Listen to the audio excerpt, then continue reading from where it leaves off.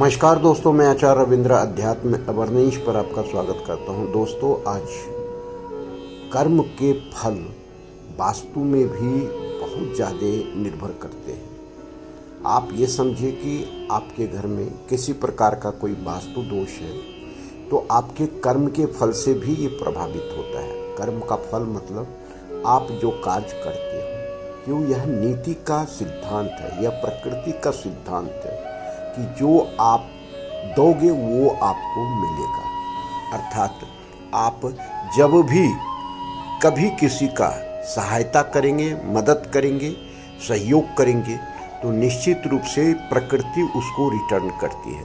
और रिटर्न करने का सबसे अच्छा विधान एक उदाहरण से बताते हैं कि जब भी आप सच्चे दिल के आदमी होगे, अच्छे दिल के आदमी होगे, दूसरे की मदद करता होगे, दूसरे को दुख को समझने वाले होगे, तो आप जब भी घर में आओगे तो आपको सुकून मिलेगा। क्योंकि इसका एक ताज़ा उदाहरण आपको इतिहास से बताते हैं कि श्रीलंका जो आज है वह लंका था, रावण का लंका। रावण का लंका स्वयं विश्वकर्मा जी ने बनाया था। यह कुबेर जी के लिए बनाया गया था। कुबेर जी इनके भाई थे।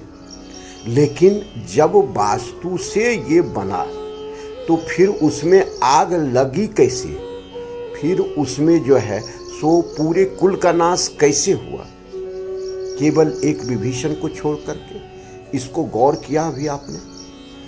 वास्तु दो प्रकार का है, एक आपके अंदर की वास्तु और एक आप जहाँ रहते हैं, जहाँ वास करते हैं, जहाँ आपका निवास है उसकी वास्तु। दोनों वास्तु अगर उत्तम है, दोनों की प्रकृति बहुत ही सरल है, स्वाभाविक है, तो आप समझिए कि वास्तु के सारे नियम आपके लिए अच्छे कार्य करेंगे। और अगर आपके अंदर की वास्तु खराब है और बाहर की वास्तु पूर्ण वास्तु से बना हुआ है तो आप ये समझिए कि यह आपको लंका दहन होने से कोई रोक नहीं सकता, पूरे कुल का नाश होने से कोई रोक नहीं सकता।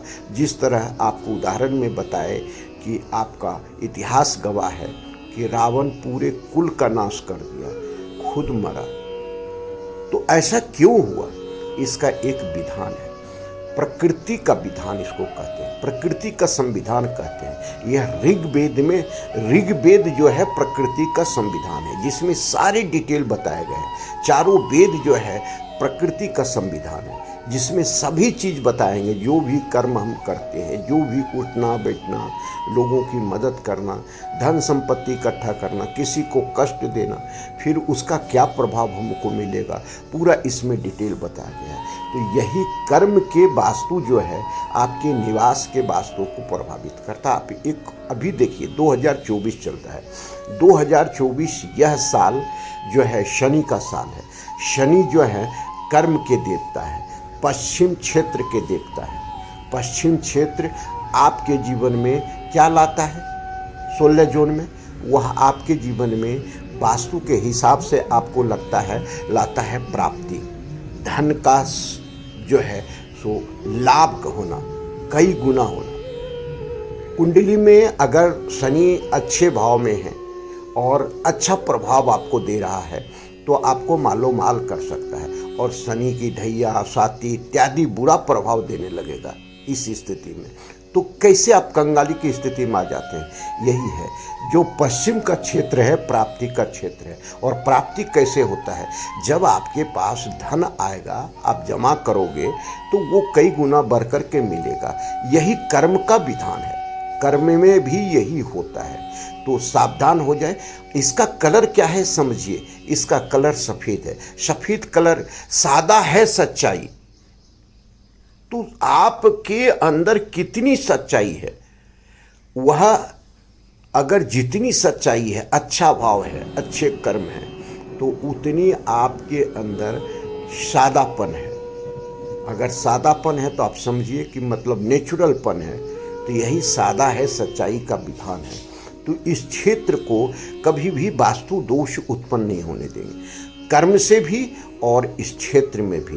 पश्चिम के क्षेत्र में कभी भी किचन नहीं बनाए, पश्चिम के क्षेत्र में कभी भी रेड कलर नहीं करें, पश्चिम के क्षेत्र में टॉयलेट नहीं बनाए, पश्चिम के क्षेत्र में आप कूड़ा कबाड़ नहीं रखें।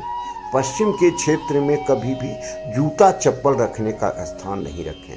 अगर आप ऐसा करते हैं, निश्चित रूप से आप जो है 2024 को बर्बाद कर रहे हैं। 2024 शनि का क्षेत्र है और शनि के क्षेत्र को, शनि का साल है, शनि के क्षेत्र को कभी दूषित नहीं होने दें। तो जो कर्म हम करते हैं, नियति का ऐसा विधान है, वही आपको मिलता है। तो कहा जाता है कि आप कर्म फल क्या है, जो बोओगे वही काटोगे, ये कर्म फल है। और इसमें साक्षात न्याय के देवता शनि हैं और ये साक्षात यही रूल अपने संविधान में बनाए हैं, जो बोओगे वो काटोगे। तो आप समझिए कि अगर आप अच्छा काटना चाहते हैं, अच्छा फल चाहते हैं, आम चाहते हैं, तो बबूल बोल करके कभी भी आम की प्राप्ति नहीं कर सकते हैं।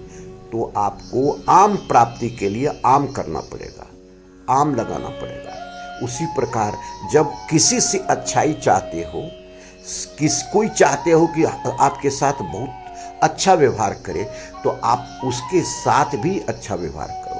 आप चाहते हो कि परमात्मा, आपके पिता, आपके मालिक, परम पिता परमेश्वर आपका मदद करे,